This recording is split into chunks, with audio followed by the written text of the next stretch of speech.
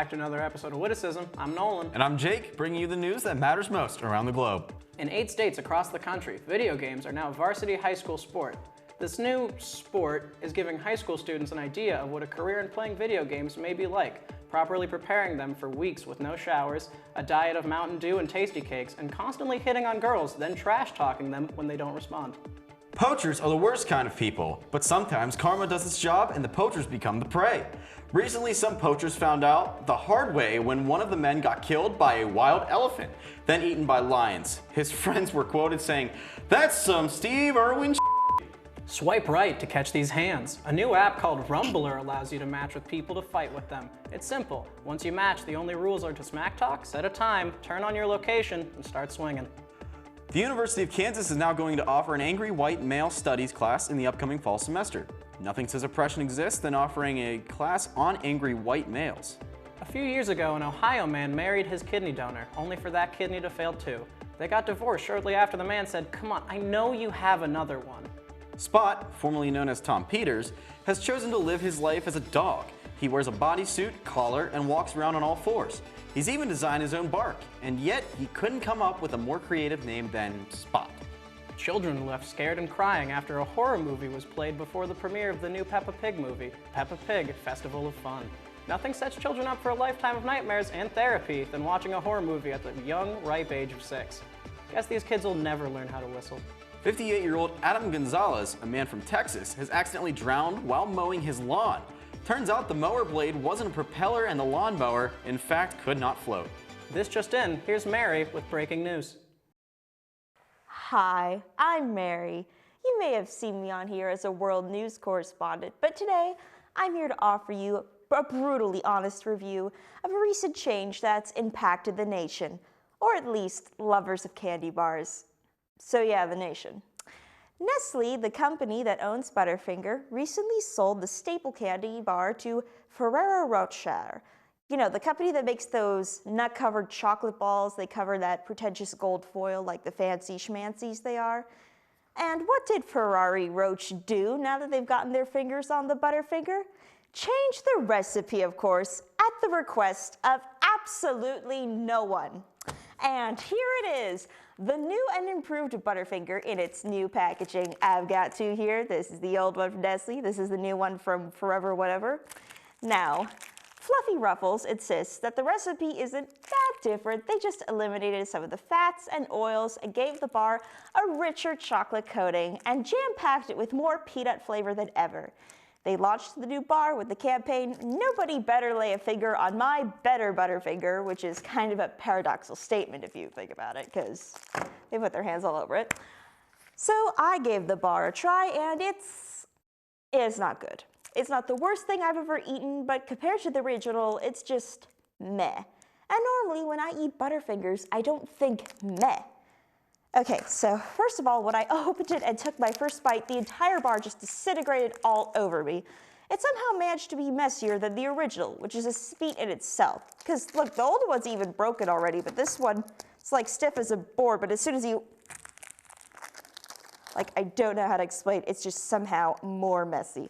But it's the center of the candy that's a disgrace. People have compared it to melted burnt peanut butter. It's not flaky like the old one, and it's way more peanut and less butter.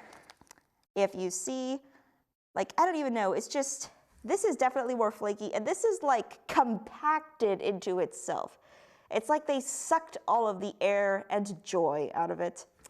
Now, some people say they like it better because they like that it tastes more like a peanut butter bar. But that's not a Butterfinger, is it? If that's what you want, have a Reese's. You should just change a candy so it can appeal to the people who didn't like it in the first place. Who does that? How would you feel if they changed the Chick-fil-A fries? Now, there are a few fluff articles that totally weren't paid for by Feeling Roosters to give a good review. Sellouts. Saying that it's so much better and implying that anyone who thinks that it can't beat the original is just old-fashioned. Here's the thing, Business Insider. I tried the new bar more than once and I didn't like it. I even tried the old one after to see if it was all in my head. It wasn't. The old one tastes better. The new one makes me sadder as I eat it. It's just... And by the way, your article didn't make a lot of sense anyway. You said one of your taste testers was an avid Butterfinger hater who liked the new bar.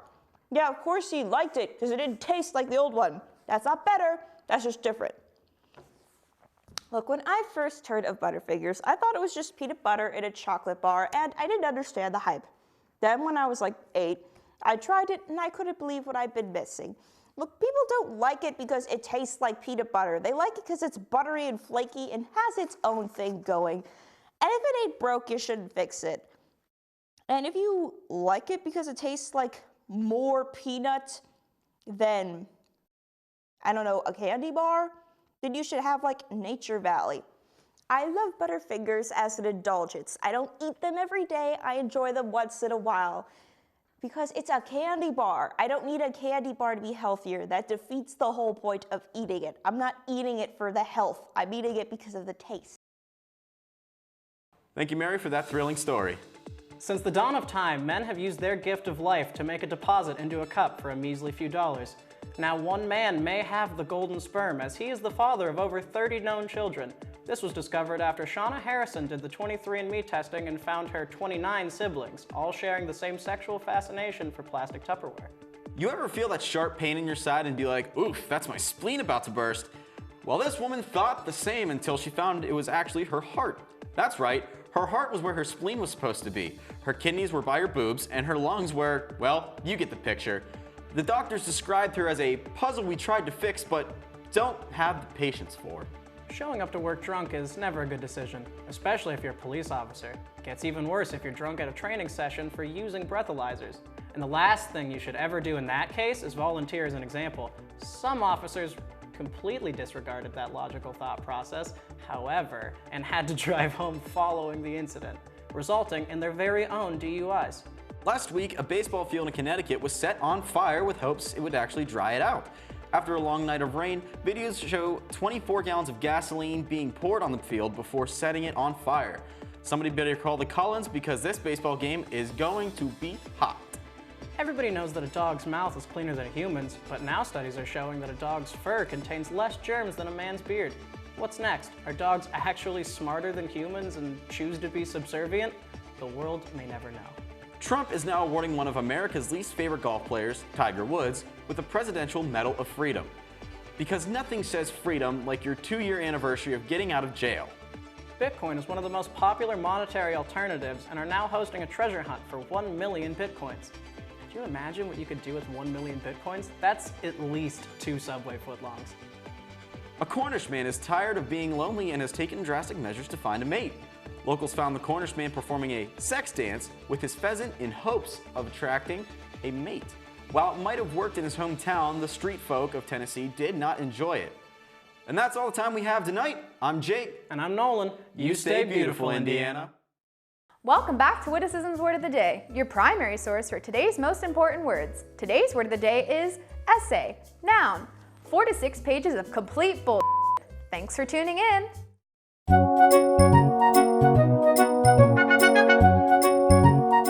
I was never really into politics. I never understood why everyone couldn't just shut up and get along. That was until I met him. I was walking around town one afternoon carrying my loaf of breadcrumbs to feed the pigeons when I saw this crowd gathering in the park, right next to my usual bench. I sat down to feed my pigeon friends, but they were all too busy listening to whatever was being said that had this whole group of people captivated. I wobbled my way over to the front of the crowd, and instantly I knew I had to listen to what this man had to say. From the looks of his drooping cheeks and disappearing white hair, I knew he was a man of knowledge. I stood and listened to him speak for an hour or so, my legs quickly growing impatient without being able to sit. But I had to hear what this man had to say. After he was done speaking, he started to walk off stage and into his car to go to his next event, I imagine. I was still in total shock. I never knew how interesting politics could be, or how handsome the men involved were. I decided to ask the girl standing next to me with 1-inch holes in her ears who that man was. She replied, "That was my hero, Bernie Sanders." Bernie Sanders. What a beautiful name for a beautiful man, I thought to myself. I needed to know more about him. I spent the rest of my day at my computer looking through every web page that came up when I typed in Bernie Sanders. I quickly learned everything about him: his birthday, hometown, favorite color, life goals, and even his bucket list. The more I found out, the more I wanted to know about him. What his breath smells like, if his teeth are dentures or veneers. Does he have to take ED medicine? These were the important questions in my eyes. While I wanted to know all this, I knew I would never find out. He was probably in another city, possibly another state. So I decided to try and cheer myself up with a trip to my favorite coffee shop. I walked in and ordered my usual small vanilla latte with soy and patiently waited for my drink at the counter. Right after the barista called my name and I grabbed my cup, I turned around to sit down, and that's when I saw him. Bernie Sanders enjoying himself a cup of joe from my favorite coffee shop. I couldn't help myself and walked over, introducing myself. "I'm sorry to bug you, Mr. Sanders, but I'm a huge fan. May I join you?" He happily let me join him, and we continued to make small talk. Throughout our conversation, however, I noticed him winking at me. I couldn't help myself from blushing. But then, out of nowhere, his ex-wife came running in, screaming at Bertie, calling him vile names I've never thought to describe him. I couldn't just sit there and watch him take it, so I stood up, looked her in the eyes, and said, "What's your problem, She instantly replied, "You're my problem, hussy." I blacked out in a rage after that moment. I woke up in a jail cell to find that his wife had pressed charges, and with Bernie nowhere in sight, I lost. As I thought all hope was lost, I felt something in my pocket, and when I reached in, I found a note. "Bertha, I'm sorry our coffee date panned out the way it did. You're a marvelous woman with the right hook to prove it. Here's my number. Call me when you get out. Love and kisses, Bernie."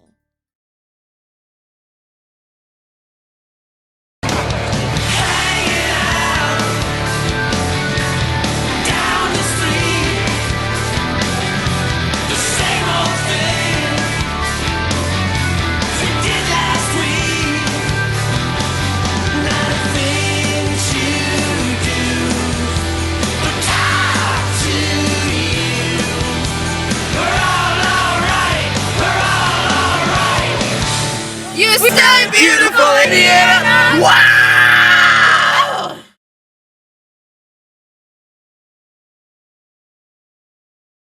Moral of the story, don't run in front of my car or I will hit you. Never have I ever had a one-night stand. Good, good. If you didn't, you're lame. Sorry. I'm embarrassed. Why are you embarrassed? I don't know. It was just like, sorry. It was like kind of just happened, and then I got up and left afterwards. When you're like me, no one's gonna stick around longer than a day anyway. So just get it while you can. Everybody needs a good dickin'. Amen, brother. Are you gonna talk about it? It was last year. I was very drunk at a frat. And you know when you're inebriated, you have that feeling of, that looks like a spicy piece of ass. And one thing led to another. I woke up the next morning, I'm like, damn, that was an experience. That wasn't just a dream. Sadly, it wasn't. Oh. That was... Nope. I'm a sap. I like the romance. Oh, I haven't either. Yeah. So I'm not that bad of a person. No, because that's not good. I just, stayed the night and had breakfast and lunch. And... Yeah, no. I don't own a nightstand. Never have I ever gone on a blind date. Also, no. Also, no. Like, I like knowing people. Yeah. I'm not comfortable with just. I'm not comfortable either because I'd be like, I have. It was awful. I realized why people complain about them. Yeah, really Where did you awful. guys I had to go? buy my own coffee. Commonplace. No, my boyfriend and I met through a friend, and I knew his face before we dated. Yeah, no, I've just never done it. See, but no, the thing, I didn't mind buying my own coffee, but I had to buy my own coffee because I planned getting there 2 minutes before the date. So like, he was already supposed to be there. He was 5 minutes late. So I was sitting there with my cup like, pretty pissed. And then he showed up and he was like, oh, I would have got that. Maybe if you would have showed up on time, you could have. never have I ever gone on a blind date. I may have nearsightedness, but not blind. No. Yeah, I'm barely comfortable talking to complete strangers in like a platonic way. I think Like, first couldn't- dates are the worst anyways, Yeah, so like absolutely, then not absolutely. knowing them would be even worse. Yeah, after like knowing people for like years and Yeah. going out, and it's still the most awkward It's thing ever. still I could not the do worst that thing in the entire world. with like 0 facts going into it. You're just like, well, Yeah. here it is. Here it all Yep. is. Never have I ever given a stranger a fake number. Do y'all remember the rejection hotline? The generic number you would call and it says, hello, this is the rejection hotline. The person you wanted to reach is not interested in you.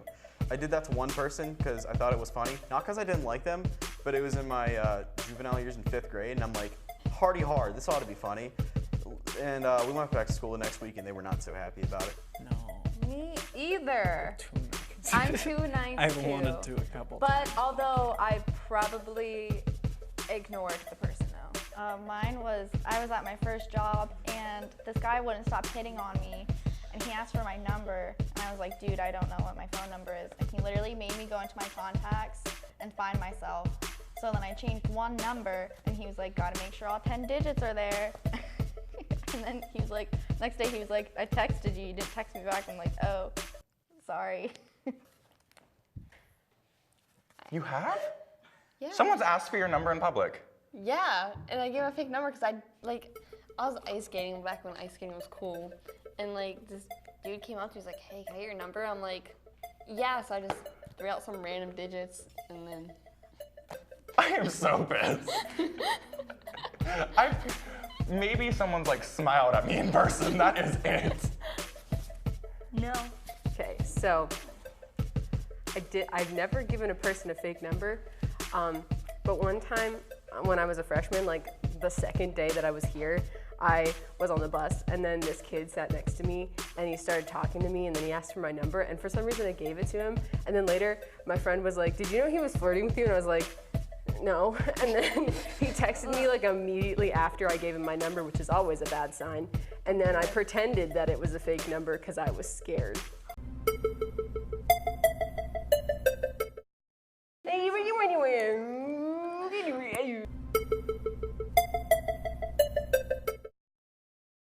Never have I ever gotten pulled over. I don't drive, but I have been in the car with a lot of people that have been pulled over, and I think I'm a jinx. I've gotten pulled over twice for, you guessed it, speeding. But neither time I've gotten a ticket. And I haven't cried my way out of them. I just kind of sit there and they ask me, do you know what the speed limit is? And I go, no.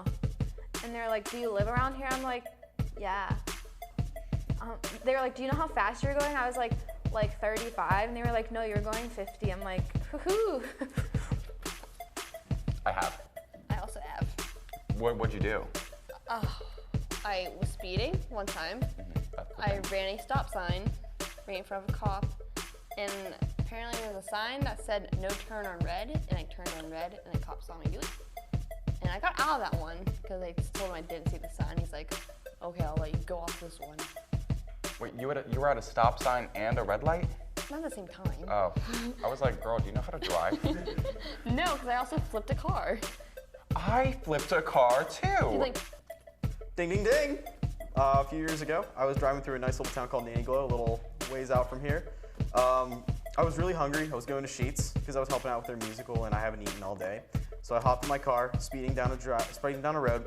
There was a stop sign, but I was turning right, so I'm like, you know what, screw this stop sign. I'm not gonna follow it. Screw capitalism. But I was turning right. I drifted through the stop sign. I saw the car and immediately regretted my decision. I kept going. I saw the lights following me. I'm like, yep, better pull over.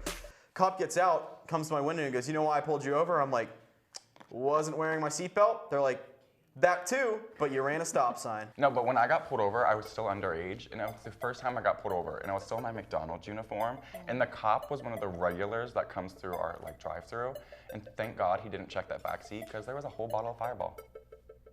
But I'm of age now, so I can legally carry it.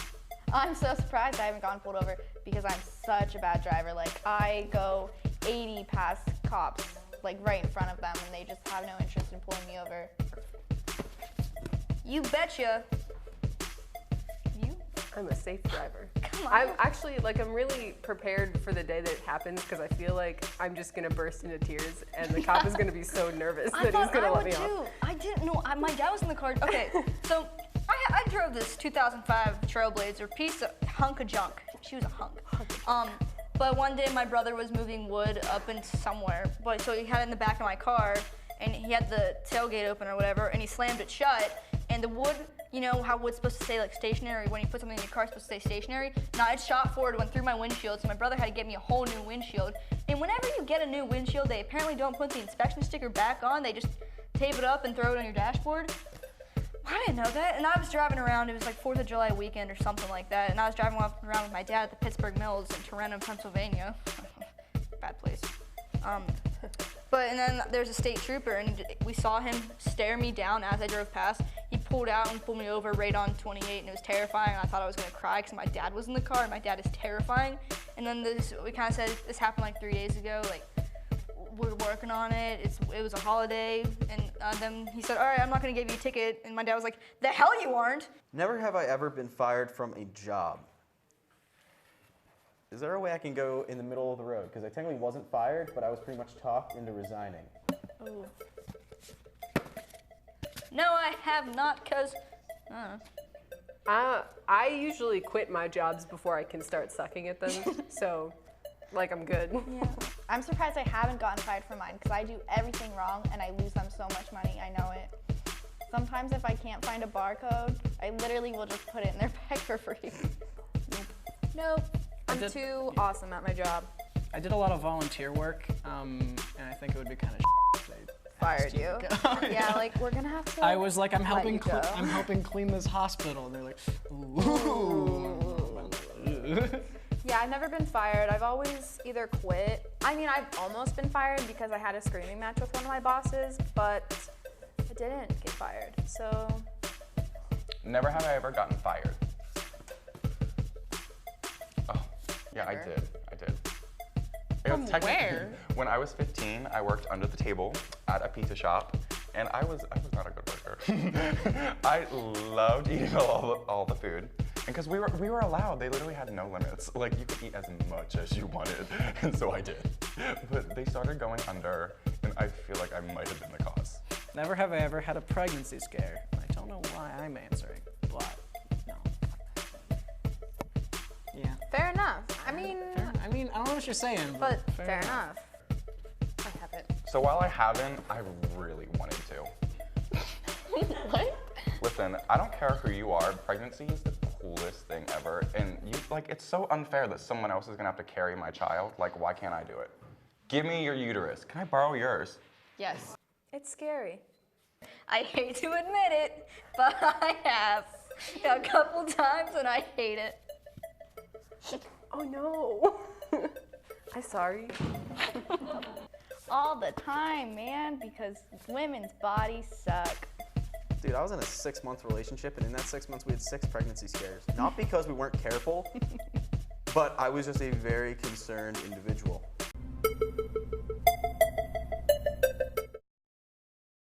I don't have a dad.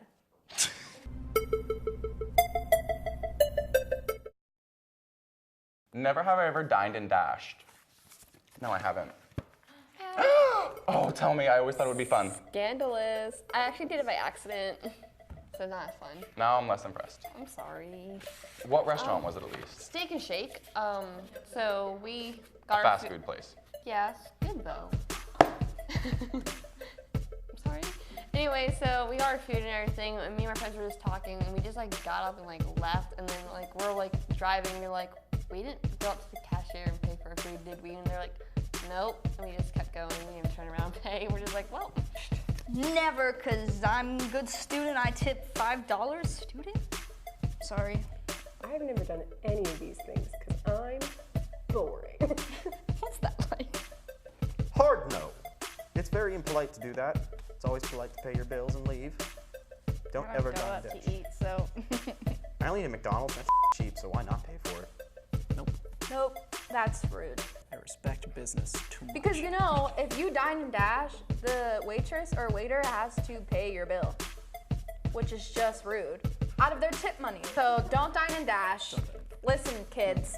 never have I ever played hard to get. Sometimes it's just fun acting like you don't care. Love is for losers. So I always play hard to get. Question. I'm gonna do one of these. Who's boring? Not me. I play hard to get. Yes. There's no other way to play it. Exactly. Do you want to look easy?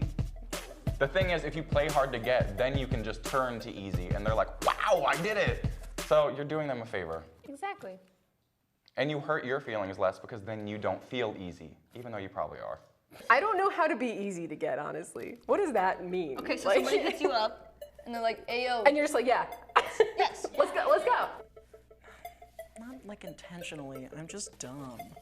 I'm gonna say yes, but I'm just dumb. Well, we all know that one. Never have I ever been stalked by someone. No? That I haven't found you yet. If you have, props to you. There was this weird kid in high school who followed me around for a little bit, but it was like a short period of time, and it wasn't scary enough for me to like react. And then he asked me to prom, and then I turned it down because he was following me everywhere. I'm unappealing and ugly as all hell, so why would anyone stalk me? It was not a love interest. I was in Walmart, school shopping. This is scary. And this guy followed me around the whole time. I was with my mom and my sister. Every time we would pass through an aisle, he would follow us. And at one point, I was alone because I was looking for a calculator, and he whipped into the aisle that I was in. And thankfully, my sister was there before, because then he whipped right out. But then we found out that later that night, a man escaped from prison and murdered someone and killed himself. I haven't heard from that guy since. I think it was him. Nope. I go to bed soundly. Me too. But, you know, probably someone has stalked me. Well, maybe. I don't know. I hope not. That's kind of creepy. It's Oh, like that's that kinda weird to you. think It's like about. you. Like, you would like never you want to know, like think actually. about it, and you're like, how would you know? Unless How like would you know? you know. You've been stalked? By my ex. This sounds, I've always dreamed of having a stalker. Never have I ever gotten into a fist fight. No, but I really want to. Me too. I want to. I feel I like want to know would how I win. do. You know what? What? I have. Yes, I have. Have you, Bud? My arms are very similar to spaghetti noodles. It would not work out, in my favor at least. See these guns? Hang on. That's right. I fight. No, I really want to though, I want to because so I bad. would win. I didn't start the fight, I just got hit. I didn't like fight like a random person or like a friend or like whatever. I fought my siblings. One time my brother said something really rude to me, and I tackled him to the ground and started bashing his head against the hardwood floor. I was 12. My mom had to rip me off of him. So, in 6th grade, being the idiot that I was, a bunch of friends and I on the football team, we all met up in a town alley, and we said, why not? Let's just go for it. Let's duke it out for no reason at all. We just fist fought, gloves dropped, and I dropped within the first 10 seconds. Yeah, I vividly remember once my sister gave me a wedgie so bad, my underwear ripped, and I had a red mark. I was crying, my mom was laughing. It was not a good memory. I mean, I'm laughing now because it's funny, but